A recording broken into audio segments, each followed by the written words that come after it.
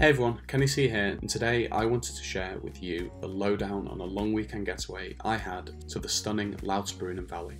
If you follow any travel accounts on Instagram, then chances are you'll know of this valley or at least have seen it in pictures. It's probably one of the most scenic places in the world and should be on anyone's list who enjoys the outdoors, mountains and landscape photography. So in this video I'll be covering how we got there, where we stayed, the hikes we did and how much the overall trip cost. Enjoy.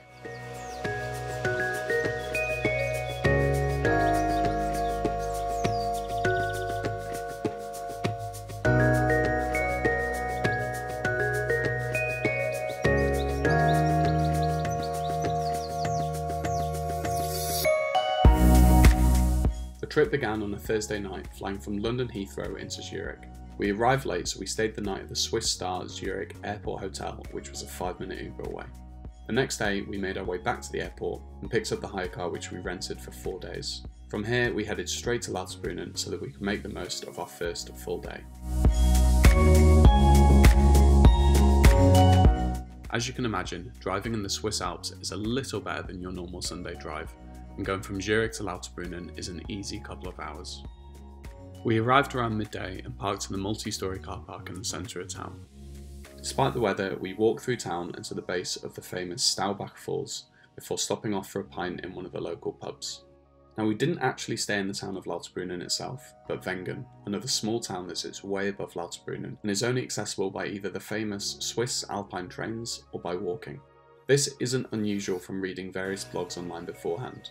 Wengen is equally picturesque and if anything provides you with an even better view of the valley below due to its positioning above it. We picked up our keys for the Airbnb and made our way to the apartment to drop everything off. The place we stayed can be found via the links below, and we stayed here for 3 nights, costing us £134 each. The apartment was fairly priced and had a spectacular view to wake up to. It wasn't 5-star accommodation, but we were on a budget and we weren't spending any time during the day here, so as long as we could eat and sleep comfortably, then we were happy. The following morning we set off at a decent time on our first day's hike. The route took us back down into Lauterbrunnen, through the town and up the opposite side of the valley to where Wengen sits. We then walked south until we got to the town of Lucerne, which looked like another great place to stay, and from here we went back down to the valley floor, where we were greeted with yet another spectacular view.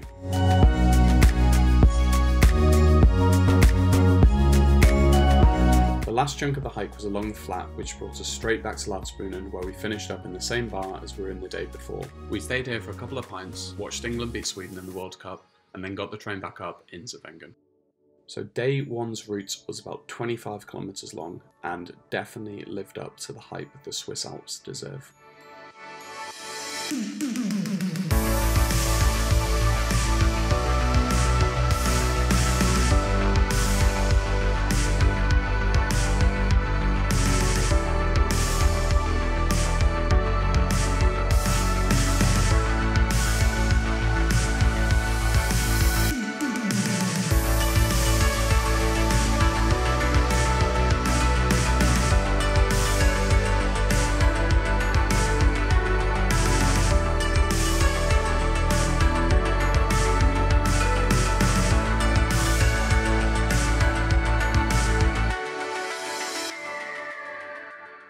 The next day we stuck to the east side of the valley.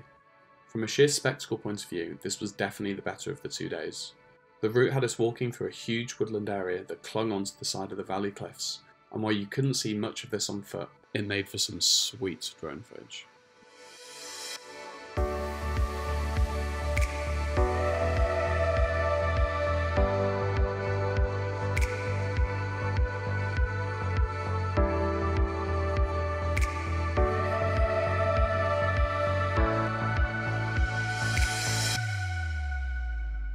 Things get even better when you get out of the wooded section. The view is simply breathtaking. Those of us with cameras couldn't get enough, and as you continue to ascend, the view only gets better. The trail took us all the way up to the Eigerslecher railway station, which is as far as you can get on foot without any serious mountaineering equipment. From here, you can get the train all the way up to the Jungfrau, which is the highest railway station in Europe at 3,454 metres above sea level. This, however, was way out of our budget, as a train ticket will cost you somewhere between £90 and £130 return. While we covered slightly less ground on day 2, our total elevation was much greater, meaning it was definitely the harder hike of the two. Here are some more highlights of what you can expect.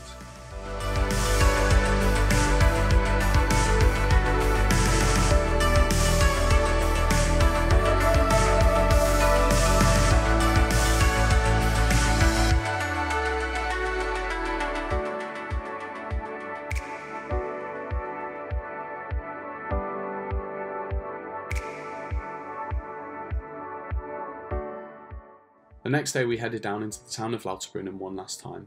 We wondered about the outskirts, and there's a particular point around about here which gives you an absolutely stunning view of the town with its epic backdrop. We then went back to Staubach Falls and actually took the path up and under them, which is an easy 10-minute walk and gives you a cool perspective on the town.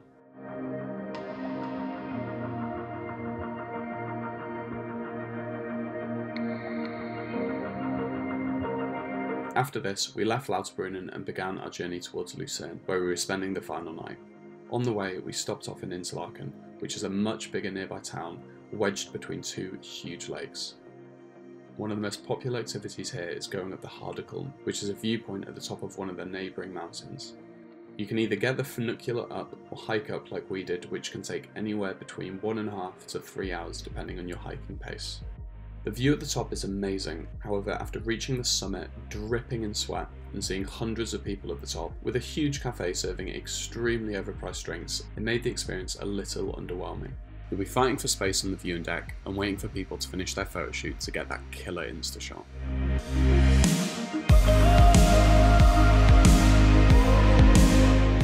The rest of the drive to Lucerne only took an hour, and here we stayed at Backpackers Lucerne Hostel, about a 15-minute walk from the centre.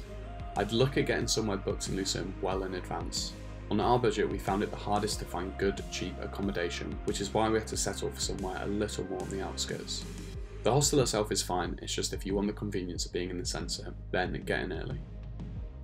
It's typically European and has a stunning 14th century bridge in the heart of the city, with a name that I'm not even going to attempt to pronounce. Next to it are a number of restaurants and bars which line the river that cuts through town, and where we ended up eating that night. The next morning, we woke up early to catch sunrise back in the centre and explored the town some more. The advantage of doing this, as with most touristy things, is that everything is super peaceful and you'll more or less have the bridge entirely to yourself. This was our final day in Switzerland, but seeing as we were flying at 8 that evening, we were able to make the most of it. After grabbing something to eat, we drove along Lake Lucerne to a place called Megenhorn Castle, which is this grand building that overlooks the lake and has an amazing view of Mount Pilatus in the background.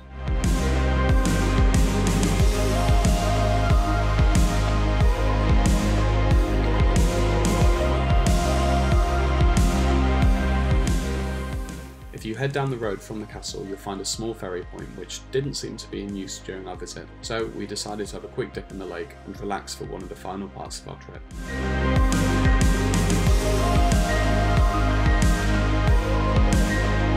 From here, we drove a little further around the lake, then back to Zurich and flew home. So, as you can probably see, we had a fantastic time in Switzerland, and I would highly recommend visiting the Lauterbrunnen area. But with all that being said, I'm sure you're wondering how much the trip cost. So I've broken the total cost down into 5 categories. 1 car, 2 additional transportation, 3 food, 4 accommodation, and then 5 anything else. The car cost us £135 each, and this included any fuel we bought. Obviously it helped that we were a party of 4, so this would have been much more expensive if you were doing the trip solo. The flights and any trains we got came to £145. Specifically, the airplane return ticket I bought from London Heathrow was £112, so the rest of that covered any Ubers and Alpine trains we got. Food was a little harder to calculate. We decided to eat in every night in Wengen to keep the costs down, and then ate out in Lucerne on the final couple of days. Altogether, I think this came to about £153. So even though we took steps here to reduce splashing cash on meals out, Switzerland is an expensive place in general, so your groceries will more than likely cost more than you're used to paying back home.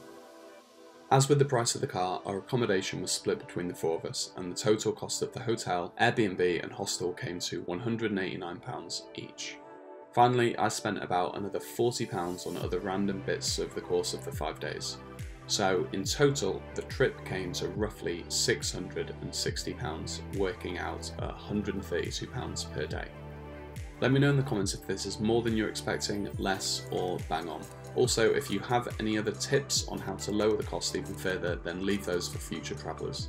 Switzerland is a fantastic country to visit, however, unfortunately, it is fairly pricey.